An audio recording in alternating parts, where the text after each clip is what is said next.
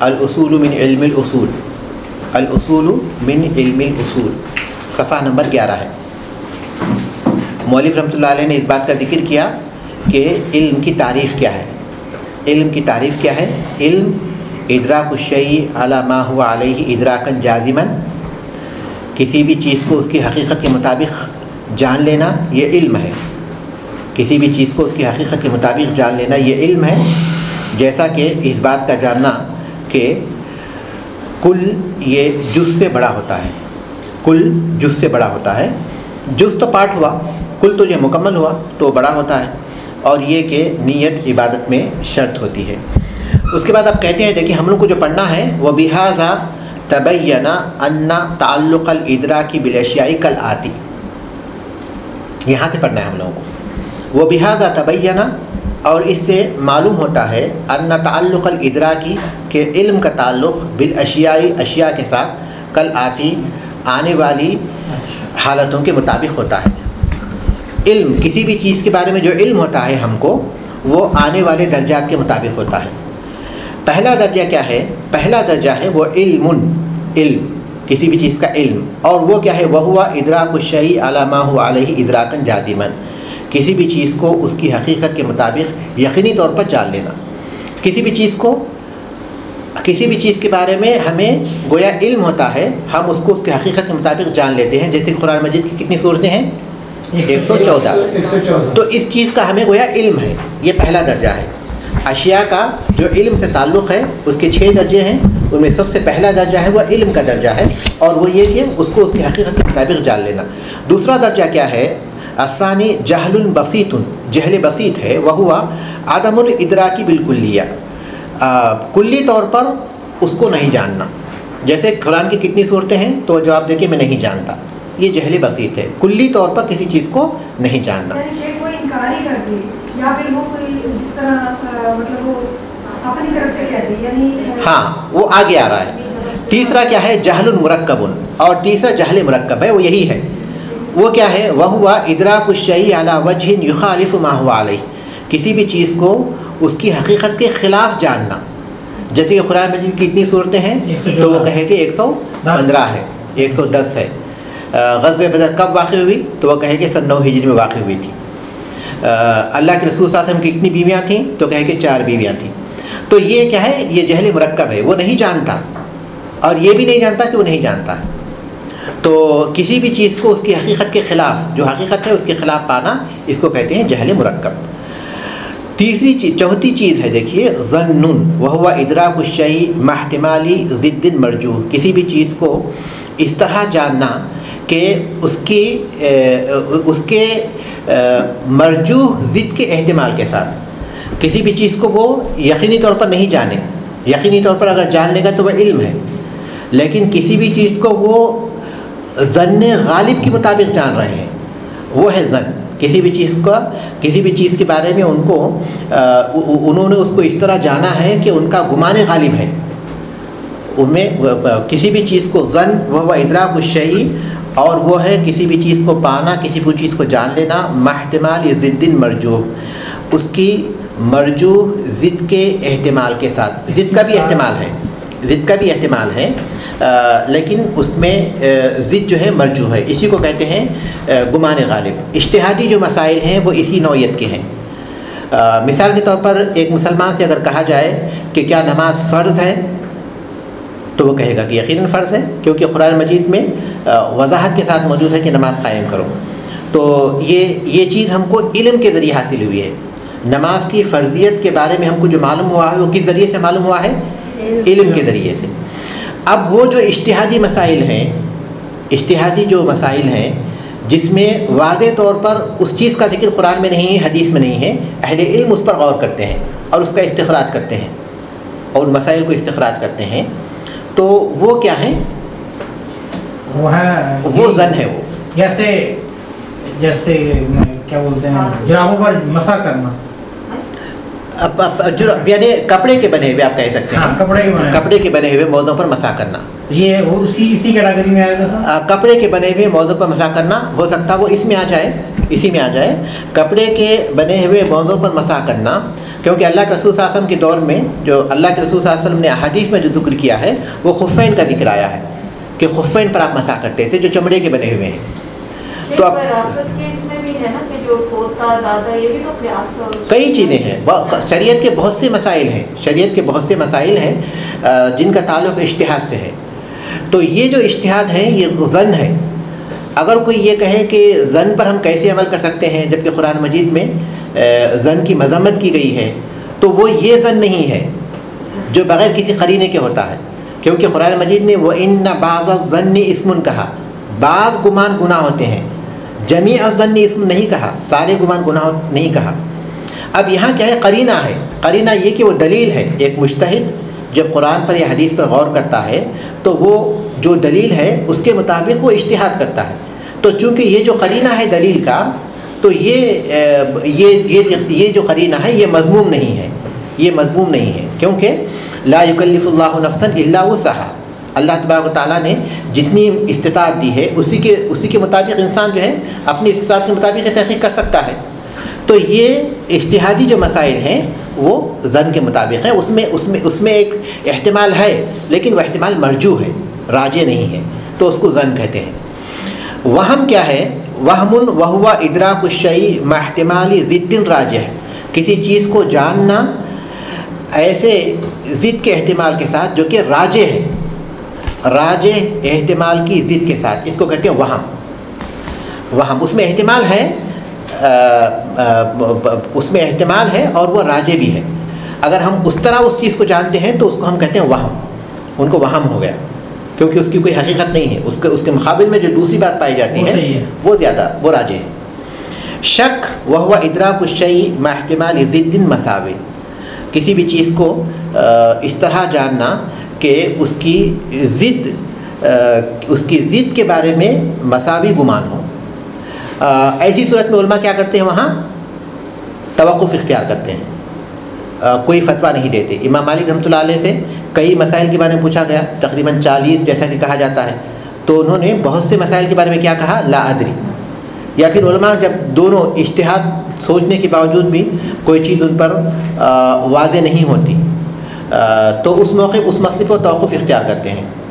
جیسے کہ اقامت کا جواب دینا یا نہیں دینا. اقامت کا جواب دینا چاہیے یا نہیں دینا چاہیے. اگر اس کو حدیث میں تو کوئی چیز نہیں ہے اقامت کے لیے، اذان کے لیے ہے، تو جنہوں نے اذان پر قیاس کیا انہوں نے کہا کہ اس کا بھی جواب دینا چاہیے.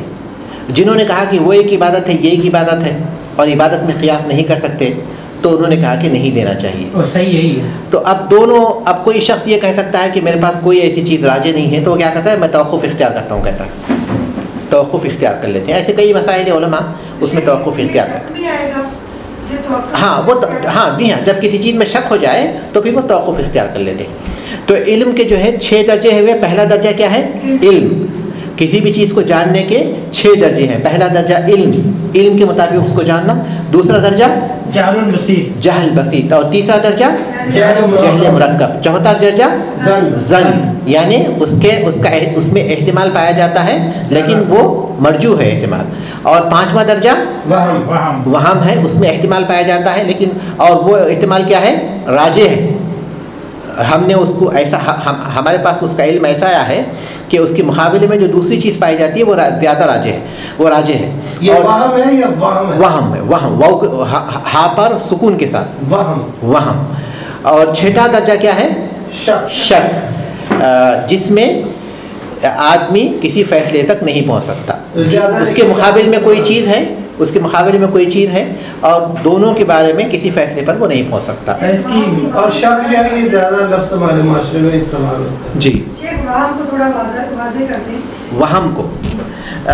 وہم یہ بہت سی چیزوں کا ہو سکتا ہے.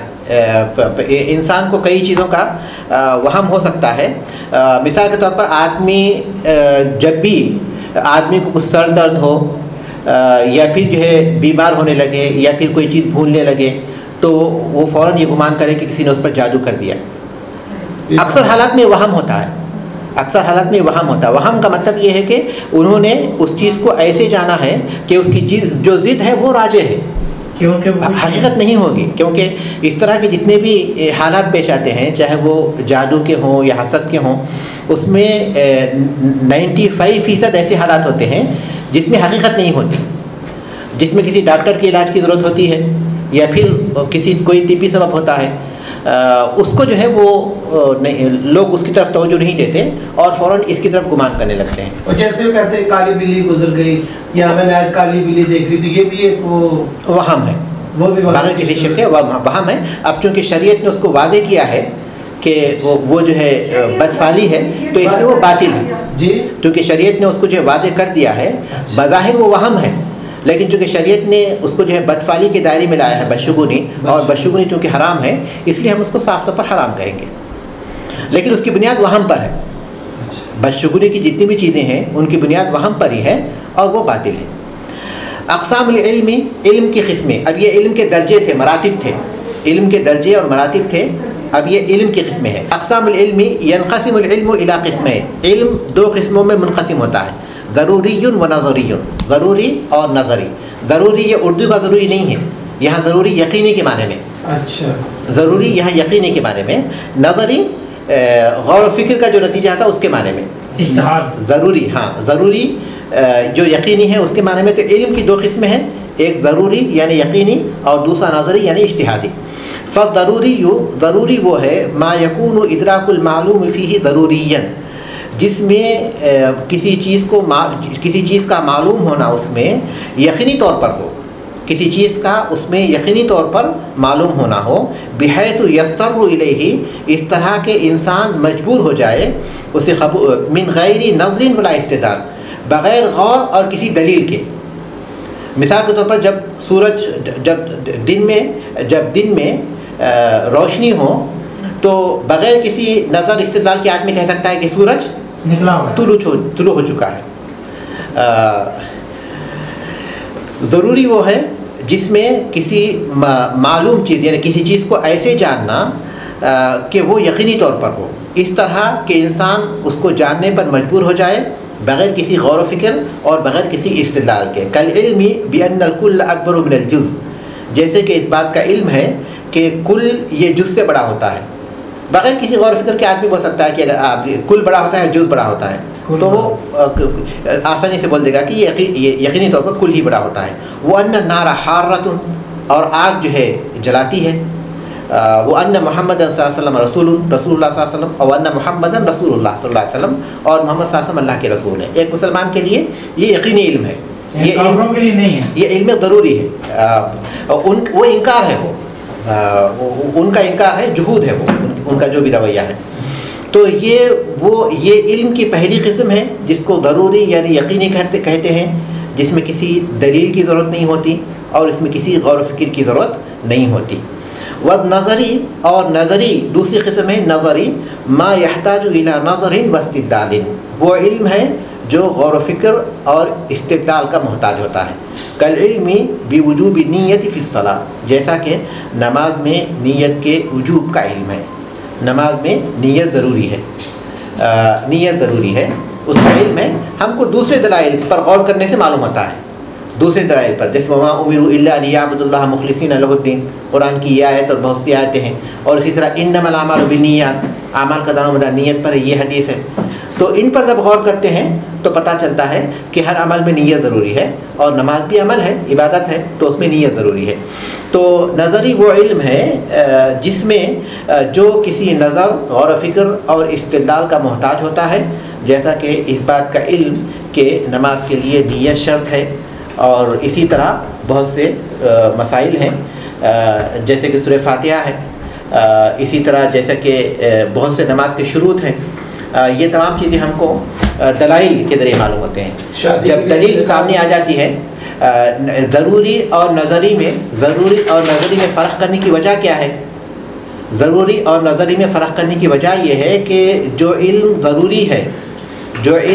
ضروری ہے اس پر ایمان لانا واجب ہے، اور نظری میں اختلاف ہو سکتا ہے لیکن دلیل واضح ہو جائے تو اختلاف کرنا غلط ہے.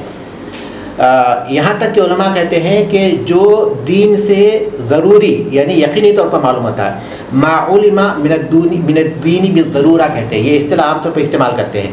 وہ چیز جو دین سے یقینی طور پر معلوم ہوتی ہے اس کا انکار کرنے والا کیا ہے؟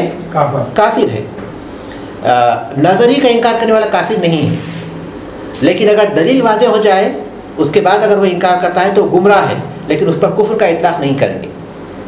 نظری جو چیزیں نظری ہیں اس میں اگر اس پہ کوئی اگر اختلاف کرتا ہے تو اس پر اہل علم کفر کا فتویٰ نہیں لگاتے، لیکن یقینی ضروری پر اگر کوئی انکار کرتا ہے تو اس پر کفر کا فتویٰ لگاتے ہیں، کیونکہ وہ چیز کسی استدلال کی ضرورت ہی نہیں ہے. اس کو بغیر کسی استدلال کے ہر آدمی کہہ سکتا ہے کہ اس کا حکم یہ ہے. لیکن وہ چیز جس میں استدلال کی ضرورت ہوتی ہے، غور و فکر کی ضرورت ہوتی ہے، جو نظری ہے، اس میں آدمی اختلاف کر سکتا ہے، لیکن جب دلیل واضح ہو جاتی ہے تو اختلاف کرنے والا وہ گمراہ ہوتا ہے. ہم نے ایک سنے حدیث میں ایک چیز پڑھی تھی نا، جس میں خبر احاد کا پڑھا تھا، تو اس میں آپ نے ہمیں پڑھایا تھا کہ جو خبر احاد ہے وہ ظن کا فائدہ دیتی ہے اور یقین کا فائدہ دیتی ہے. یہ وہی چیز ہے اسی کو اگر ہم تفسیر کریں گے جب علم حدیث میں جائیں گے تو جو متواتر ہیں وہ یقین کا فائدہ دیتی ہیں، اور جو آحاد ہیں وہ ظن غالب کا فائدہ دیتی ہیں. یہ اس کے اعتبار سے، علم کے اعتبار سے. لیکن حکم کے اعتبار سے اس کو بھی قبول کرنا واجب ہے. اس کو بھی ایک چیز علم ہے اور ایک چیز حکم ہے. شرعی حکم کے اعتبار سے جیسے متواتر کو قبول کرنا ضروری ہے، اسی طرح آحاد کو بھی قبول کرنا ضروری ہے اگر وہ صحیح ہے. خبر احاد اگر صحیح ہیں، اگر ثابت ہو جائے کہ وہ اللہ کے رسول صلی اللہ علیہ وسلم کی حدیث ہے، تو اس میں اور متواتر میں کوئی فرق نہیں ہے سوائے درجے کے اعتبار سے. متواتر چونکہ متواتر اس لیے بڑا درجہ رکھتی ہے، یہ احاد ہے اس لیے وہ درجہ نہیں رکھتی. لیکن حکم کے اعتبار سے وہ بھی اللہ کے رسول صلی اللہ علیہ وسلم کی بات ہے، یہ بھی اللہ کے رسول کی بات ہے. جب دونوں باتیں آپ ہی کی ہیں تو کوئی وجہ نہیں فرق کرنے کی. یہ حکم کے اعتبار سے ہے. یہ سر کیونکہ اس میں تعداد نہیں تعداد کے اعتبار سے جب متواتر جیسی تعداد ہوگی تو ظاہر ہے کہ کوئی انکار کرنا ممکن نہیں ہے. لیکن یہاں تعداد اتنی نہیں ہے. ایک درجے میں 3 ہوں گے اگر وہ مشہور ہے، اگر وہ عزیز ہے تو اس میں 2 ہوں گے، اور اگر وہ غریب ہے تو اس میں 1 ہوں گے. تو تعداد جو ہے وہ متواتر کی اتنی نہیں ہے کہ یقینی علم حاصل ہو. تو اس لیے ان کو جو ہے ظن کے درجے میں رکھتے ہیں علم کے اعتبار سے، لیکن حکم کے اعتبار سے برابر قبول کرنے کے لیے دونوں برابر ہیں. ٹھیک ہے. سبحانک اللہم و بحمدک، اشہد ان لا الہ الا انت، استغفرک و اتوب الیک.